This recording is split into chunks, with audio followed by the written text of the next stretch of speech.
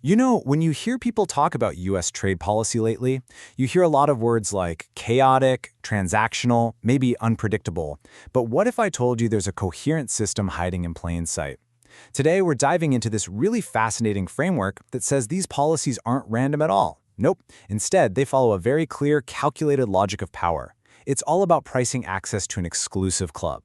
Okay, so let's jump right in with a quote that really gets to the point. This is from Robert Lighthizer, the former U.S. Trade Representative.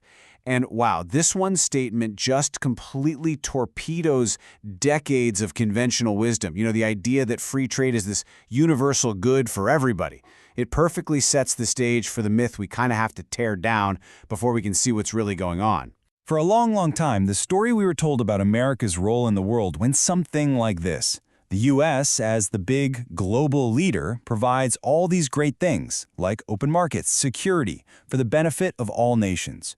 Almost like a benevolent manager for the planet. And there's a technical term for this. It's called a global public good. The easiest way to think about it is like sunlight. You can't really stop someone from using it, right? And just because you're enjoying the sun, it doesn't mean there's less of it for me. The two big ideas here are non-excludable and non-rivalous.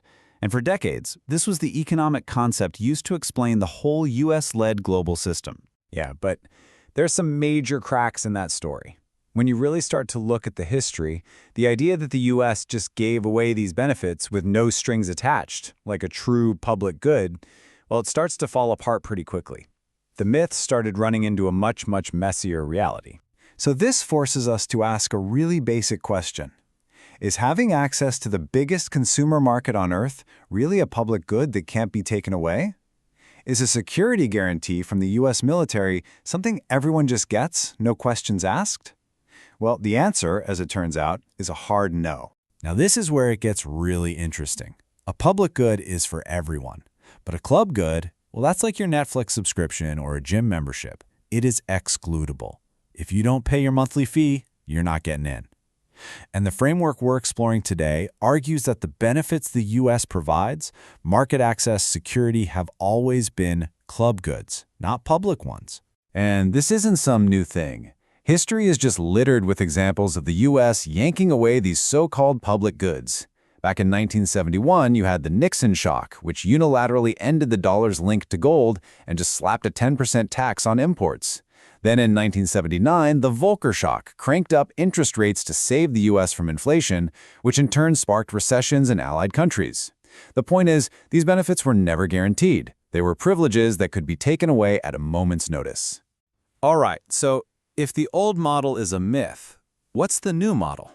This brings us to a whole new way of looking at global power, the sovereign club model. And the core analogy is so simple, but it's also incredibly powerful. Just forget the idea of a free public park that's open to everybody. Instead, picture an exclusive country club.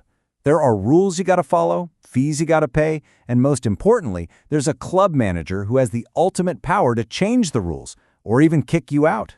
Now, this whole idea actually has some deep theoretical roots in the work of the political theorist Carl Schmitt. He famously wrote, "Sovereign is he who decides on the exception." In our country club analogy, the sovereign is the club manager. They're the one person who isn't actually bound by the rules because they have the power to suspend them whenever they want, for whatever reason they want. So let's just nail down the formal definition here. The sovereign club model is a system where a dominant power, the sovereign, provides access to its valuable assets, like its market and its security, as excludable goods. To get in, you have to pay dues. And the sovereign, the club manager, keeps the absolute right to change the price or the rules all by themselves. Okay, so that's the big question, right? If this is a club with a price of admission, what exactly are the dues? I mean, how do countries pay to be a member in good standing? And what's so fascinating is that the price isn't just about tariffs. Dues can be paid in all sorts of ways. It could be hitting that 2% defense spending target for NATO, or opening your markets up to American stuff, or buying U.S. natural gas, or just, aligning with American foreign policy. It's the whole package. So let's put some numbers on this. What does admission actually cost?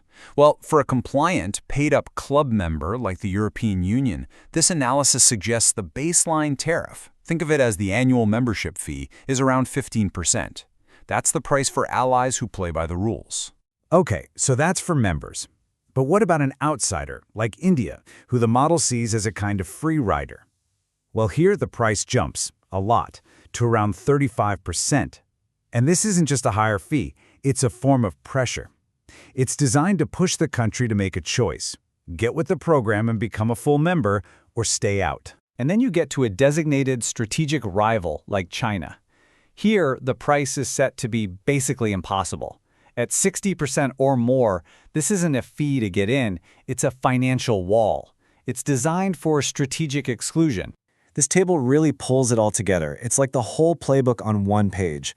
Look at the different categories. For the EU, a club member, the logic is all about dues enforcement. Just pay your share and we're good. For India, a non-member, that higher price is meant to force a decision. Commit to the rules or stay on the outside. And for China, an excluded rival, there's no path to membership at all. The strategy is containment, and while extracting revenue wherever you can. And get this, the dues aren't always tariffs. The source points to this wild example from 2025 where the US government demanded a 15% cut of NVIDIA's chip sales revenue to China.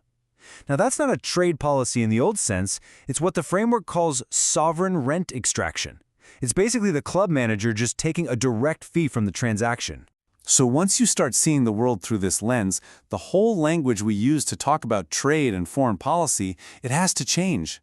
The old words start to mean something completely different. Take a word like transactional. We usually hear that as a bad thing, right? It implies these chaotic, short-sighted deals.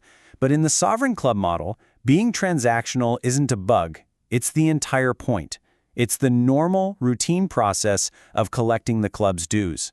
And it's the same thing with the word stability. The old view was that stability came from everyone cooperating and having open access. In this new framework, stability is what happens when the sovereign enforces its rules, maintains the hierarchy, and gets rid of the free riders. It's a totally different source of order. And if you think this is all just some abstract academic theory, listen to this. In 2024, Donald Trump laid out the core idea perfectly. If they don't pay their share in defense, in trade, in investment, we raise the tariffs. Simple.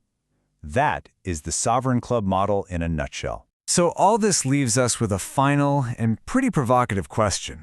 Is this new approach to global trade just a chaotic breakdown of a stable, rules-based order?